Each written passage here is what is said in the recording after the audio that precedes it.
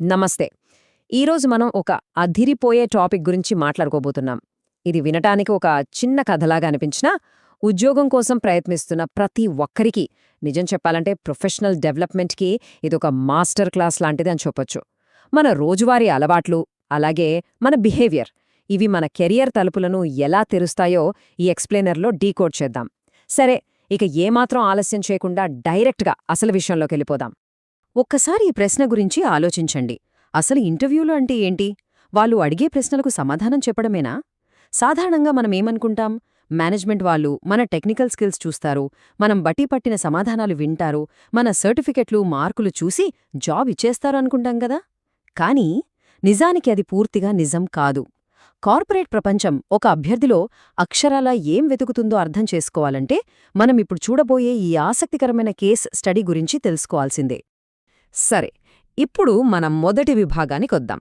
Foundations of professional discipline. ఇక్కడ్నుంచే అసలు professional క్రమశిక్షణకు పునాదులు ఎలా పడతాయో తెలుసుకోబోతున్నాం. ఈ స్టోరీలో మనకో కుర్రాడున్నాడు, ఒక మిడిల్ క్లాస్ ఫ్యామిలీకి చెందిన యువకుడు. కాని అతనికి తన ఇంట్లో ఉండటమంటే మహాచిరాకు. ఎందుకో తెలుసా? వాళ్ల నాన్నగారు ప్రతి చిన్న విషయానికి క్రమశిక్షణ పేరుతో పెట్టే రూల్స్. ఆ నియమాలు చూసి ఆ యువకుడికి విపరీతమైన విసుగొచ్చేది.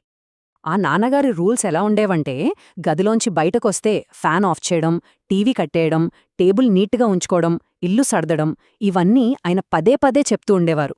ఆ కుర్రారికిదంతా ఒక పెద్ద నసలాగా అనిపించేది. కానీ ఇక్కడే మనం గమనించాల్సిన ఒక పాయింటుంది.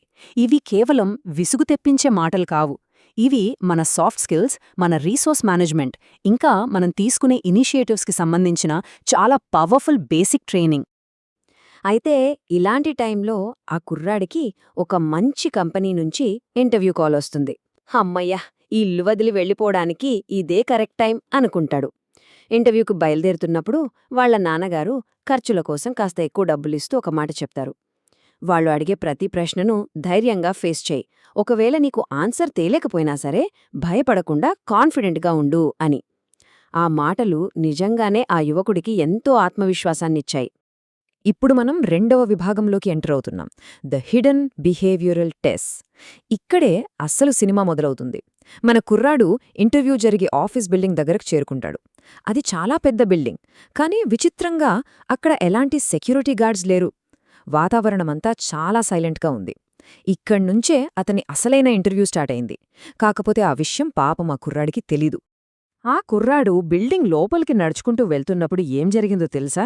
టైం లైన్ ప్రకారం చూస్తే మొదటి నిమిషంలో గేటు దగ్గర లోపలికి వెళ్లేవారి బట్టలకు తగిలేలా ఉన్న గడియను సరిచేశాడు. మూడవ నిమిషంలో దారిలో పడి ఉన్న నీళ్ల పైపును తీసి మొక్కలకి నీళ్లు పడేలా పెట్టాడు. ఐదవ నిమిషంలో మెట్లు ఎక్కుతున్నప్పుడు రాత్రినుంచి అనవసరంగా వెలుగుతున్న లైట్లను ఆఫ్ చేశాడు. ఆరవ నిమిషంలో కింద రివర్స్లో ఉన్న వెల్కమ్ మ్యాట్ను కాలితో సరిచేశాడు. ఫైనల్గా 8వ నిమిషంలో వెయిటింగ్ హాల్లో ఎవ్వరూ లేకపోయినా తిరుగుతున్న ఫ్యాన్ను ఆఫ్ చేసి వెళ్లి కూర్చున్నాడు. ఇవన్నీ చాలా చిన్న విషయాలు కదా అనిపించొచ్చు, కానీ ప్రొఫెషనల్ వరల్డ్లో ఇవి ఎంత ఇంపాక్ట్ చూపిస్తాయో మీకు ముందు ముందు అర్థమవుతుంది. ఇక్కడ అభ్యర్థి ఎక్స్పెక్టేషన్ ఎలా ఉందంటే, లోపల టెక్నికల్గా నన్ను కడిగేస్తారు, నా సర్టిఫికెట్లను భూతద్దం పెట్టి వెతుకుతారు అని విపరీతమైన టెన్షన్తో కూర్చున్నాడు. కానీ అసలు ఆ ఎంప్లాయర్ ఆలోచనేంటో తెలుసా? వాళ్ళు అభ్యర్థుల సహజమైన ప్రవర్తనను, వాళ్ల నిజాయితీని, అలాగే సమస్యలను చూసి వెంటనే రియాక్ట్ అయ్యే ప్రోయాక్టివ్ నేచర్ని అబ్జర్వ్ చేస్తున్నారు. మనం ఒకటి ఊహించుకుని వెళ్తే వాళ్ళు ఇంకోటి టెస్ట్ చేస్తున్నారు. చూసారా? ఈ డిఫరెన్స్ చాలా ఇంట్రెస్టింగ్గా ఉంటుంది.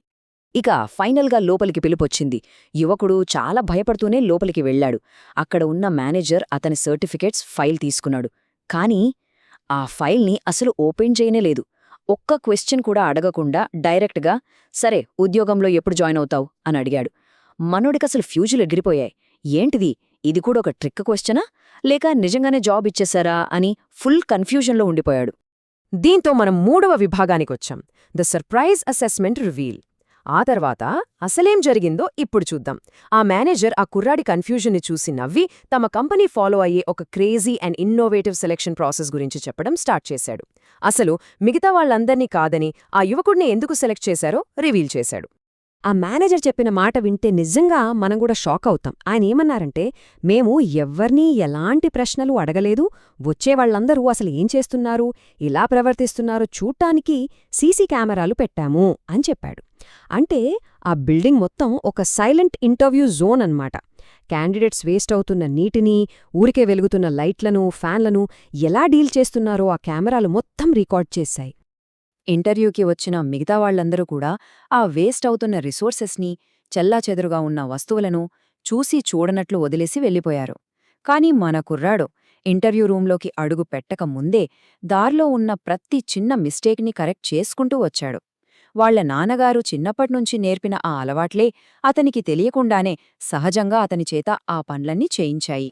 4వ విభాగం హ్యాబిట్స్ దట్ గ్యారంటీ సక్సెస్. మన పర్సనల్ లైఫ్లో ఉండే క్రమశిక్షణ, మన రోజువారీ అలవాట్లు డైరెక్ట్గా ఎంత పెద్ద కెరియర్ అవకాశాలుగా మారుతాయో ఇక్కడ మనం చాలా క్లియర్గా నేర్చుకోవచ్చు. చూడండి, కేవలం ఒక స్కిల్ నేర్చుకుంటే సరిపోదు, ఆ స్కిల్ను డ్రైవ్ చేసే క్యారెక్టర్ కూడా మనకు అంతే ముఖ్యం కదా. సో జాబ్ కోసం ట్రై చేస్తున్న వాళ్ళు ఖచ్చితంగా నోట్ చేసుకోవాల్సిన పాయింట్స్ ఏంటంటే, ఫస్ట్ ఎవరూ చూడనప్పుడే మన నిజాయితీ అనేది టెస్ట్ చేయబడుతుంది. సెకండ్, వనరుల నిర్వహణ. అదేనండి ఈ రిసోర్స్ మేనేజ్మెంట్ అనేది కార్పొరేట్ కంపెనీలు పిచ్చిగా కోరుకునే ఒక క్వాలిటీ. థర్డ్, మనం రోజువారీగా పాటించే చిన్న చిన్న క్రమశిక్షణ చర్యలే లాంగ్ రన్లో మనకు ఒక పెద్ద ప్రొఫెషనల్ అడ్వాంటేజ్గా మారతాయి. ఇంకా సింపుల్గా చెప్పాలంటే, రెజ్యూమే అనేది మిమ్మల్ని ఆ బిల్డింగ్ లోపలికి తీసుకువెళ్తే మీ క్యారెక్టర్ మీ జాబ్ని కన్ఫర్మ్ చేస్తుంది. ఇక మన 5వ విభాగం ఆనరింగ్ ద ఫస్ట్ మెంటార్. ఈ సంఘటన వెనుక ఉన్న ఒక మంచి ఫిలాసఫీ గురించి మాట్లాడుకుందాం. తనకు జాబ్ రావడానికి అసలు రీజన్ తెలిసాక ఆ కుర్రాడికి నాన్న మీదున్న కోపమంతా మాయమైపోయింది. నాన్న ఎన్ని కఠినమైన రూల్స్ పెట్టినా అవన్నీ నా బ్రైట్ ఫ్యూచర్ కోసమే కదా అని అతనికి అప్పుడే అర్థమైంది. ఇక్కడే మన లైఫ్లో ఫస్ట్ మెంటార్ లేదా మొదటి గురువును రెస్పెక్ట్ చేయటమనే పాయింట్ వస్తుంది. అసలు డిసిప్లిన్ అంటే ఏంటి? సింపుల్ అండి. ఒక రాయికి ఉన్న అవాంఛిత అంచులను తీసేసి దాని ఒక అద్భుతమైన శిల్పంగా మార్చే ఒక ఉలి. ఆ ఉలి దెబ్బలకు రాయి భయపడినా, అబ్బో నాకు నొప్పొస్తుందని వెనుకడుగు వేసినా అది ఎప్పటికీ ఒక అందమైన శిల్పం కాలేదు కదా. నాన్న క్రమశిక్షణ కూడా సరిగ్గా అంతే.